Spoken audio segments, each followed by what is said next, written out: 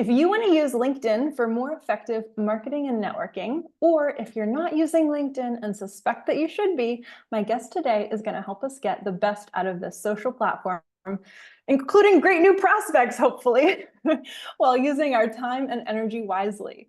Welcome to the Visionary Spotlight. This is the Dream Team Edition, where I introduce you to the experts you need to know so you can grow your business where you want to go. I'm Emily Hammel-Shaver, a brand, message, consultant, and copywriter, and the owner of Lumos Communications. And today I'm thrilled to be speaking with Beth Granger, a trainer, consultant, speaker, and exactly what to say certified guide. Beth works with organizations, individuals, and leaders who want to grow their businesses and professional brands by unleashing the power of LinkedIn and networking and knowing exactly what to say in both places. And LinkedIn frequently asks Beth to beta test new features like LinkedIn Live, LinkedIn Audio, which I didn't even know about, and newsletters. And I can't wait for Beth to help us learn how to make LinkedIn work for us. So Beth, welcome. I'm so happy that you're here. Thank you. Great to be here. Thank you so much. So you and I met maybe a year and a half ago, and I've been following you on LinkedIn since then, naturally. And I love how you show up there. You're super visible, always sharing value, contributing to conversations. And it's in a way that actually looks and feels to me from the outside, and I believe on the inside for you too, completely natural and genuine. So you're clearly a very active LinkedIn user, but you make it look so easy, which is one of the many reasons why I wanted to talk to you today. So let's just start with, tell us, what is it exactly that you do? So, I mean, you shared my intro, but I work with both individuals and teams, and depending where they are in the process and what their goals are, I guide them kind of like a personal trainer at the gym on their LinkedIn behavior. I love that. One of the things that you say in your, I think it may be extended bio, is that you take people from confused to confident when having critical conversations online, on LinkedIn, and in person. And we can all use a coach and a trainer to help us through those moments, those endeavors. Exactly. Yeah, especially when it comes to marketing. So today, of your vast expertise, we're focusing just on LinkedIn. And like all social media, LinkedIn feels really noisy. It feels like there are just millions of voices grappling for attention. And so let's just go for the $1,000,000 question first. Is LinkedIn really a place where we can break through that clutter and make like real, genuine connections and actually get new clients? Yes, all of the above. So I there are actually people who I tell, because they tend to go down the rabbit hole of looking at the feed and then just it's 2 hours later and they haven't done anything strategic.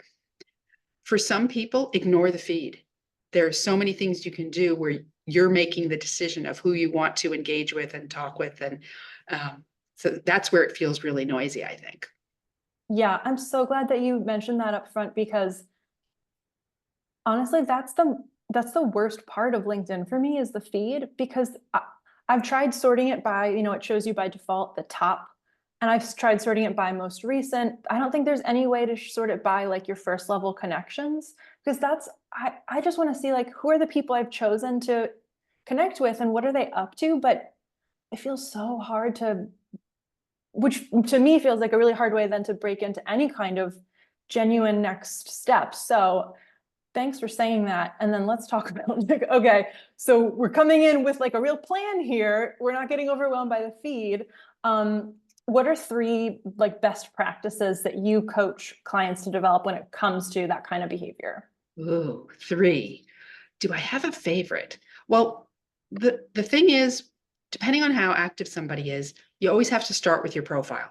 If you imagine a house, I think of that as your strong foundation.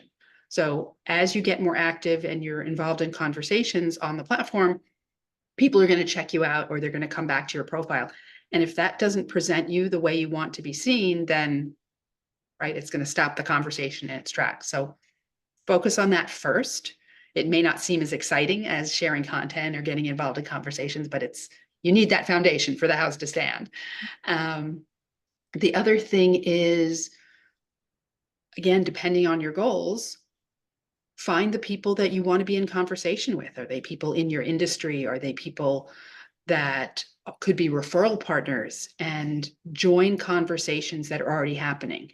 And you do that by commenting on other people's posts. Okay. Actually commenting. So actually reading the post. Reading the post Yeah. so that you can make. Here's my sort of my overall philosophy of LinkedIn. Yeah. Imagine you were in a at some event, a networking event or trade event. And if you're wondering about your behavior, would you say that thing or take that behavior, or would the person turn around and walk away from you? Pretty easy. I wish more people knew that about LinkedIn. Like I get so many cold messages from connections I don't know, and they're like, "Hello, would you like me to be your financial advisor?" And it's like, imagine if somebody just walked up to you at a networking event and said Yeah. that. Yeah. So I I love like, actually be part of a conversation with like, good social skills, like a normal human being. How do we By the way, I think that might have only been two things, but that's besides the point. That's yeah, we're gonna come back to a third. I promise. I'm probably gonna try and get 50 out of you, right? um, so given how bizarro the feed is, what's like a helpful, quick and dirty way to actually find a conversation that you want to be part of Yeah. without looking at the feed and being So overwhelmed? there are a couple different ways, and some of it depends on how you like to work, if you will. Yeah. One thing you can do is pick a number. So say 5. Pick 5 referral partners, 5 prospects, and 5 people in your industry or in the industry that you want to be involved in. And either bookmark, make a shortcut, go to their profile and their activity section. So if they share content, and rather than going to the feed, you can just make a spreadsheet or shortcut, however you do it, bookmark it, visit those 15 profiles regularly to see what they're up to and be able to join the conversation by commenting on their posts. I love that. It's A key thing though, just a be careful thing. yeah. Don't click on all 15 at once, because then that may signal to LinkedIn they'll think you're using automation and your account could get in trouble. So do it one at a time. What do you mean by that? I think that might be So, like so automated tools that visit a lot of profiles or do these tools out there that are against the terms of service. And even though you're not using automation, if you suddenly open 15 profiles at tabs. once, it makes it think that you're using automation. That makes so much sense. Right. And right. And I can imagine that, anyway, if once a week you're like, time for me to engage with these 15 people, that's going to look a little bit unnatural to those 15 people. If every Friday I don't know, do you think that would? I don't think they'll notice. And also because when somebody posts something, you might not see it. Right. And I think people just, what they'll notice is the conversation and be excited to reply back. That's true. Whenever somebody comes and comments on anything that I post, it's always so lovely. And it doesn't matter to me if I'm not keeping track of if it's Friday. Exactly. Right? I'm just like, oh, how nice. Okay. So that's a great tip. So that was tip number 2. And just to circle back to tip number 1, which was, your profile is your house. Make sure your foundation's strong. Make sure it's welcoming in the right way to people who are knocking on your front door. Is there anything there that you think is, probably this is like basic. It's like have the headline that says what you do, have a little blurb that says what you do, like anything else you'd add to that about like make it basically good? So your profile in general, right? We already talked about that a little bit, that you have to have it. Here's one that a lot of people don't do. If you have your own business, you're a freelancer, a consultant, a speaker, an author, make a business page for your business. Because a lot of people will say, yeah, but it's just me. But when you make that section under experience, if you don't have a business page, that gray box that comes up doesn't look like it's real. So Yeah. it's kind of using all the real estate that LinkedIn gives you to share what you're all about. Yes. Okay. I'm going to take us on a tiny little tangent there. And selfishly, I'm going to do this. So I have a LinkedIn page for my business, Lumos Communications, but I'm the one that I post. Yep. And to me, it seems silly to like then have Lumos Communications repost everything that I'm saying. Like that seems a little ridiculous. Do you think that's okay? So I don't think it's a bad thing. You can do it because the reality is most people only visit a company page if they want to sell you something or they want to work for you, So in my as a opinion. business owner, I don't need to worry about it because I'm not hiring Well, you and still want to have it and you right. still want to share content because if somebody somehow comes to that page first, you want them to see that you're a real business. You know, people can find you in different ways. And yeah, so I don't Okay. tend to share every post to my business page. If it's a personal thing like, hey, I was out networking and this is who I met, then I might not share that to the business page. But if it's about a technique or promoting this conversation when you put it out in the world, Yeah. then that I would Okay. probably put on both.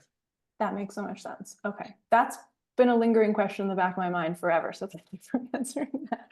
Okay. Tip number 3 of like, these are general best practices for, making genuine connections and maybe new clients. What would you say would be tip number Oh, 3? I think that was 3. Well, maybe this is 4. Oh, okay. Who knows? I'm happy to share as many as I can think of. If you're comfortable and share content regularly, there's some content types, like you said, you hadn't heard of LinkedIn audio. There's some content types that can be really powerful and it's worth exploring. Newsletters, LinkedIn audio, LinkedIn Live. They all have different features and different benefits, but I especially like newsletters because people can subscribe to them and every time you write one, they get notified. I'm glad you brought that up. And I was thinking about this somewhat recently with a client of mine who was deciding where was the right platform for his newsletter. And, there's this idea of sort of like don't have your best content on another platform. And Yes. so we ended up deciding in our consulting session that it strategically did make a lot of sense for him to build his audience and that newsletter on LinkedIn. It's a great one. I subscribe to it. It's like, I think it's so fun. And so I'd love to hear more about like, if you're going to have a LinkedIn newsletter, how should it be different than your normal Yeah. business? Yeah, that kind of thing. Yeah. It's a common thing. And I think about it myself because I have an email newsletter. Yeah. And yes, the whole thing of not building your house on someone else's land and what if LinkedIn went away? So just an aside, quarterly, I do it monthly, but quarterly, download your entire archive. That you can do that in settings. And that way, if something should happen, you have at least a list of who your connections are. But I've seen people do things in different ways. So on their LinkedIn newsletter, they might have a topic, and then their email newsletter might be excerpts of different LinkedIn newsletters or vice versa. Right. Or Right. I've actually sometimes shared the same or very similar content in both places because while there is overlap, it doesn't mean people, right? We're all busy. How many times do you get a newsletter that you signed up for and really want to read, but you don't read it? So Right. then you might see it on LinkedIn. Right. Right. That's such a great point. I think I'm hearing also like, don't be too precious about it. Like, no one's really following you that closely. And if you're showing up, you're being helpful, they'll be happy to hear from you. Yeah, exactly. That's really, really refreshing because it feels sometimes like it's such a high stakes thing. I know I'm a perfectionist and I know I really want to show up in a way that's like, if I'm going to add to this noise, I want it to be quality noise. Yes. Yes. You know, So, yeah. yeah, but it can be. And I just think Yeah. people are so busy that it's kind of like I was on watching a LinkedIn Live the other day about doing video, and somebody in the chat asked, is it okay if I'm wearing the same thing in multiple videos? As if anybody's even going to notice that, right? If you're sharing great content, they don't care if you did 6 videos in a day and share it, spread it out. So, yeah. I have that issue with my glasses changing. And I was like, it's not consistent. It's like, it's fine. It's totally fine. Okay, so let's talk about some of the things that are maybe not so fine, like the what not to do category. What are some of common mistakes you see, or the like category of like, you don't recommend clients do this, or they should stop doing it, avoiding it, that kind of thing? Well, of course, the one we already talked about, the dreaded connect in pitch. Some people even now are pitching in the connection invite. It's, again, if we were in person and somebody did that, what would happen? You'd walk away. So don't do it.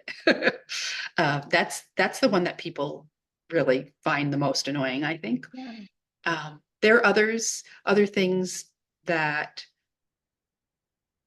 may not be as bad, but to me, it's really weird when you go to somebody's profile and their about section is in the third person. So if you came to my profile and said, Beth is the best trainer on LinkedIn and whatever, right? It would just feel weird. It puts up a wall, and you want to make it as easy as possible for people to start conversations with you and vice versa. So Yeah, make a we are real people here behind our screens. Let's not, right. What are you playing at when you've got Right. your third person bio, right? Yeah. Yeah. It invites a conversation when it automatically feels like I know that there's another person who's going to be part of this. Exactly. Let's see. What's another one? Well, just any behavior that's pushy or overly salesy, I don't like on LinkedIn. And that can be in the emails that you get. That can be in the posts. If a post is too overtly, yes, promote an event, that's great. But there are some posts that just kind of, and I don't know how to tell people where that line is. You have to decide for yourself. But sometimes it's just, no, thank you. Yeah. Where do you think the balance is? Because I'll say this frankly, like, we're probably using LinkedIn because we'd like to get new clients, right?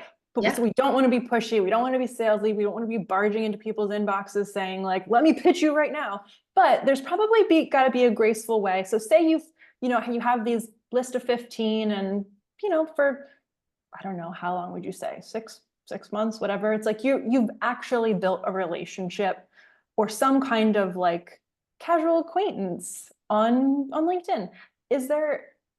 What do you think is a good way if somebody wants to use LinkedIn for prospecting, for them to do that? Well, there are a couple of different things. If you have a relationship with somebody, Yeah. you can just come out and say, look, it's been great getting to know you.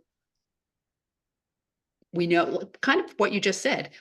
We know that people are looking to get business, and based on something you've said, if they've said something that makes you think that maybe you can help them, then you go back to it. Because you said that you were struggling with X, Y, and Z, would it make sense for us to have a conversation about how I might be able to help you with that? So always back to something that they said, because then you've earned the right to make a recommendation. And of course, as you get to know people, they might reach out to you because they know what you're up to.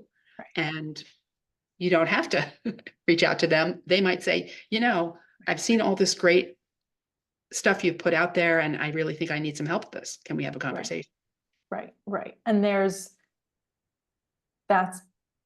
part of posting things that are not overtly salesy and pushy, but genuinely being helpful, sharing expertise, tips, that kind of thing. And that's not to say you don't promote things. Like if I'm doing a webinar or an event that may be a paid event, am I going to put that out there? Of course I am. I'm going to put the sign up link. Absolutely. But yes.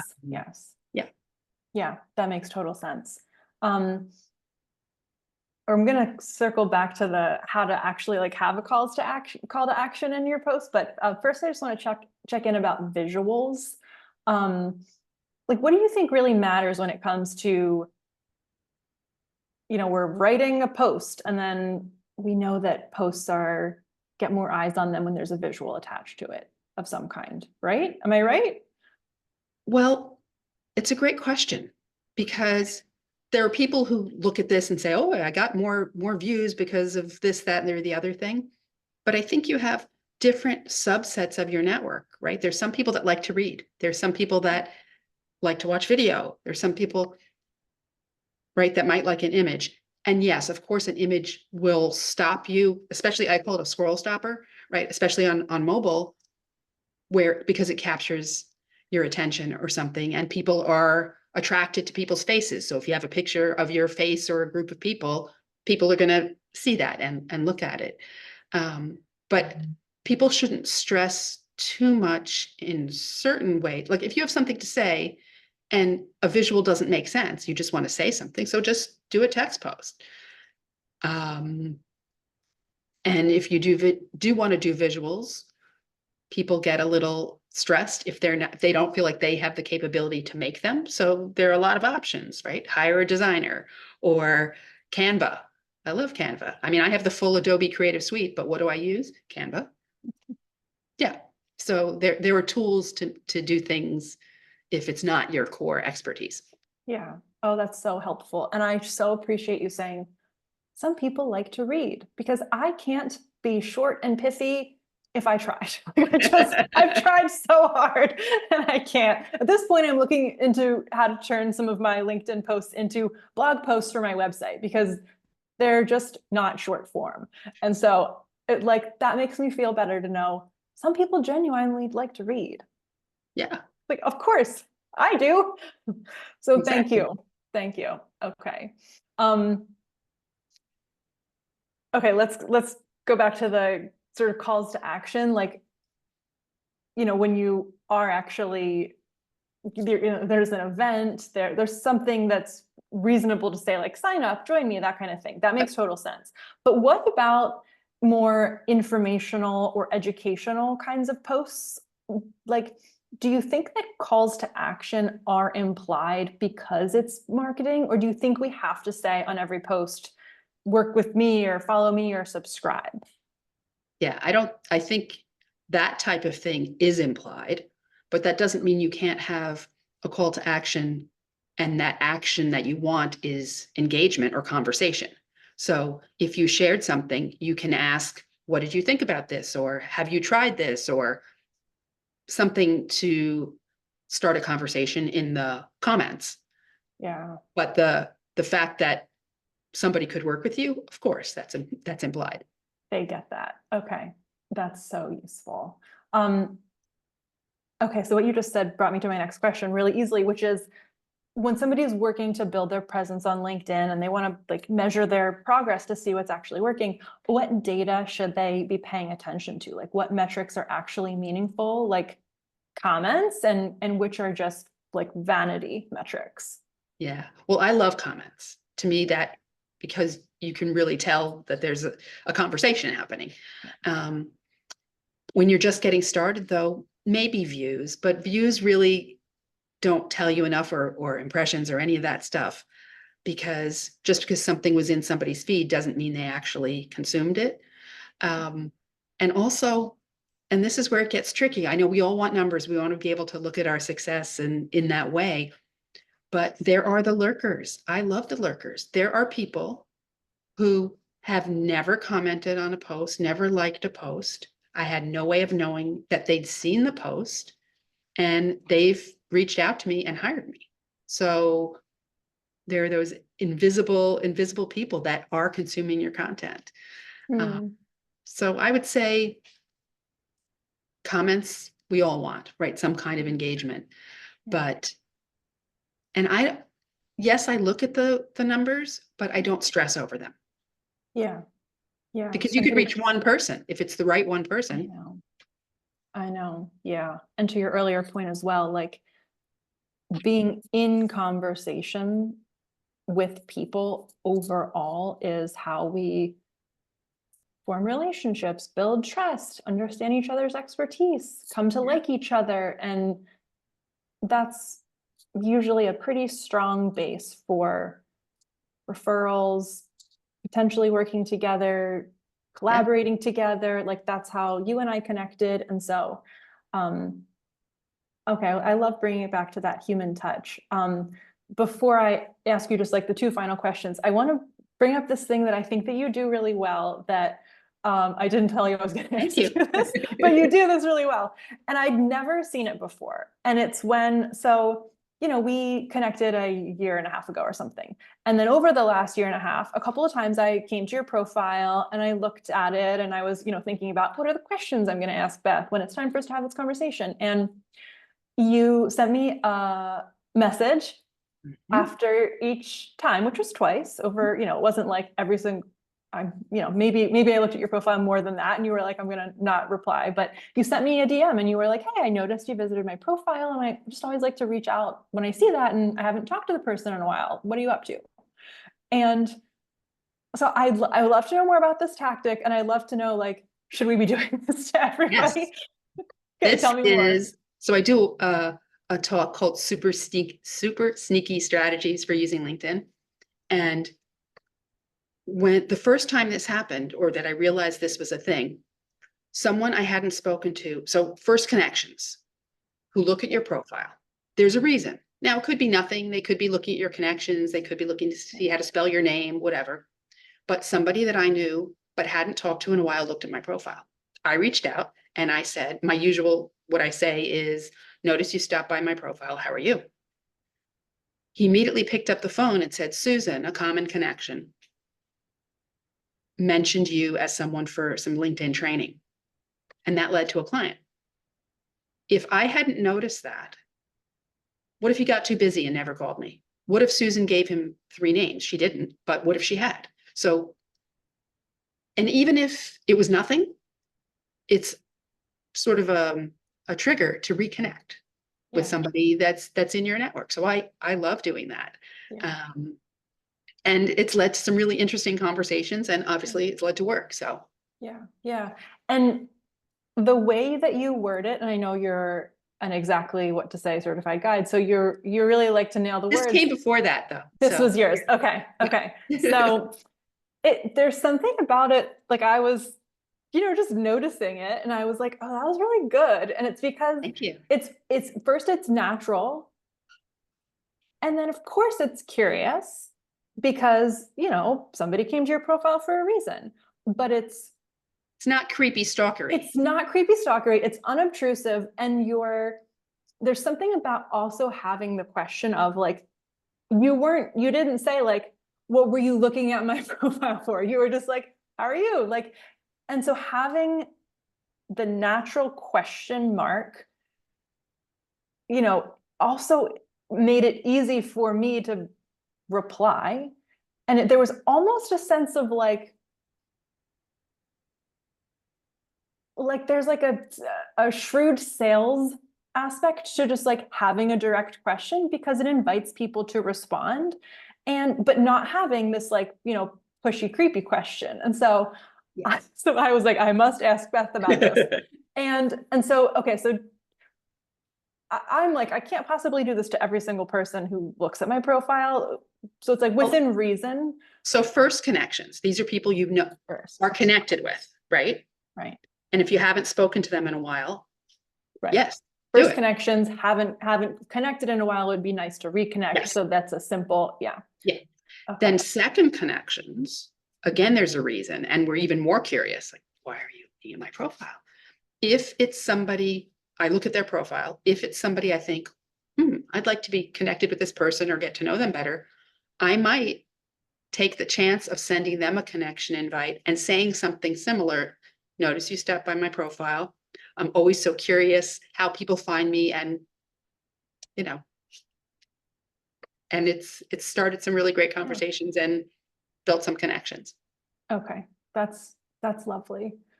I love that. I think we're coming back to this main idea, which is like, sure, it's social media, sure, it's marketing, but we are all just people who want to have meaningful connections. And So as long as we're doing that, we're okay. And social media, like, it can get such a bad rap. Some people either consider it a waste of time or a necessary evil. I feel like I have a love-hate relationship with it. So I know you see this differently. And so you're making me feel really like empowered and optimistic here. Like I'm seeing the humanity of the platform once again. So leave us with some like final insight around this. Like, what do you wish more people knew about the benefits and opportunities of being more active on LinkedIn? Well, that it is really an extension of the conversations you're having in person or virtually. And it allows you to stay in touch with your network, because how many coffee meetings or Zoom meetings can you have in a day? So it really allows you to support your network, to learn what people are up to collaborate, and to get business. Yeah. Yeah. And I'm an introvert. I like staying at home. And so what a great way to be out in the world while, not needing to drive to Philadelphia in my case. Okay, so for those founders, leaders, and teams out there who are ready to do all these great things on LinkedIn, channel their efforts, more effectively, how can people work with you? Uh, well, I work with people in all different ways, and it's best to start with a conversation to see what somebody's goals are. And they can reach me on my website, bethgranger.com, or linkwithbeth.com actually goes to my LinkedIn profile, and my messages are open. Wonderful. And I will have all of that in the show notes. And I hope that people connect with you, connect with us. I'd love for people to send us a DM and let us know what resonated and which of your fantastic tips they tried and how it worked for them. Beth, thank you so much. I really appreciate you sharing your insight and giving me a new view of LinkedIn because I needed it. So thank you so much. Yay. And thank you for having me. This was great. Oh, thank you.